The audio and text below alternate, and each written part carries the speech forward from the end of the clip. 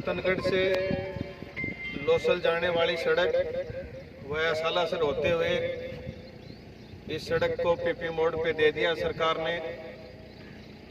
राज्य सरकार केंद्र सरकार पे तो आरोप लगा रही है कि केंद्र सरकार सारे सार्वजनिक उपक्रम बेच रही है, लेकिन राज्य सरकार अपने गिरेबान में नहीं झांक रही, वो भी केंद्र सरकार के पैटर्न पे काम कर रही है। आज 47 दिन से इस इलाके के लोग, रतनगढ़ से लेके लोसल तक के लोग, किसान सड़कों पे बैठे हैं, धरने प्रदर्शन कर रहे हैं। सारे अधिकारियों को सूचित कर दिया गया, सारे नेताओं को सूचित कर दिया गया, सांसद भी आए, पक्ष के भी आए, विपक्ष के नेता भी आए, वर्तमान विधायक हैं वो भी आए, जिन्होंने कांग्रेस के टिकट पे चुनाव लड़ा वो भी आए। कोई समाधान नहीं निकाल सका। इसका मतलब किसानों की आंखों में धूल कौन झोंक रहा है? इस बात को इस इलाके के किसानों को पहचानना होगा।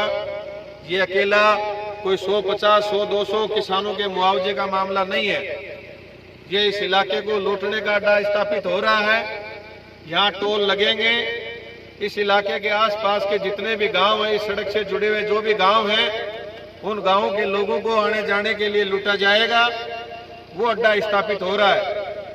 इसलिए इस क्षेत्र के तमाम किसान भाइयों से, नौजवानों से मेरी गुजारिश है कि ये सार्वजनिक सड़क थी। इलाके के आर्थिक हालात बहुत खराब हैं, रोजगार के कोई इस इलाके में साधन नहीं है, किसानों की स्थिति दयनीय है, सारे किसान कर्जे में डूबे हुए हैं, वैसे ही जमीन बैंकों के गिरवी पड़ी है।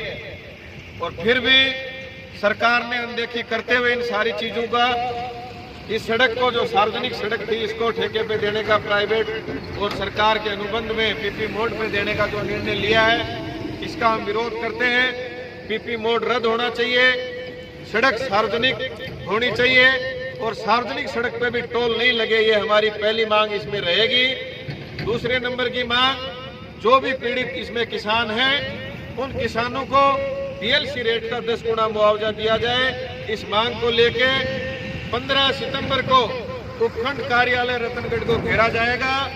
एसडीएम बात नहीं सुन रहा है, कलेक्टर नहीं सुन रहा है, जनप्रतिनिधि कोई संतोषजनक जवाब नहीं दे रहे हैं, तो पीड़ित जनता के पास लड़ने के अलावा कोई विकल्प नहीं बचा है।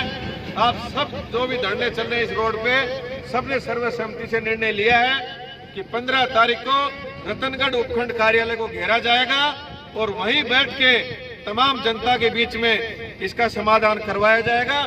जब तक पीपी मोड़ रद्द नहीं होता है ये आंदोलन जारी रहेगा। आप तमाम धरने देने वाले तमाम साथियों को मैं धन्यवाद देता हूं कि आप अन्याय, अत्याचार और शोषण के खिलाफ लड़ रहे हो। आज पूरे राजस्थान के किसान, मजदूर, बेरोजगार, कोई गंगानगर से लेके भारतमाला प्रोजेक्ट बीकानेर तक के लोग अपनी जमीन को बचाने के लिए लड़ रहे हैं। नौलगढ़ में अपनी जमीन को, भूमि अधिग्रहण जो जमीन कंपनियों को दी जा रही है, उसको बचाने के लिए लड़ रहे हैं।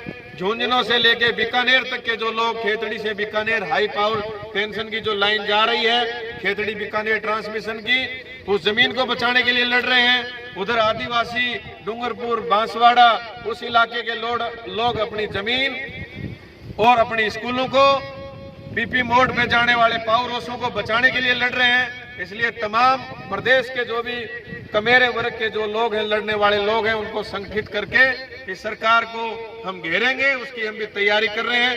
इस क्षेत्र के नौजवानों से मेरी अपील है, किसानों से अपील है, मजदूरों से अपील है कि ये लड़ाई सिर्फ मुआवजे की लड़ाई नहीं है, ये आप लोगों को बचाने की, सबके हक अधिकारों की लड़ाई है। आप लोग भी सब इस आंदोलन में साथ सहयोग करेंगे, इसी आशा और विश्वास के साथ मेरी बात खत्म करता हूँ।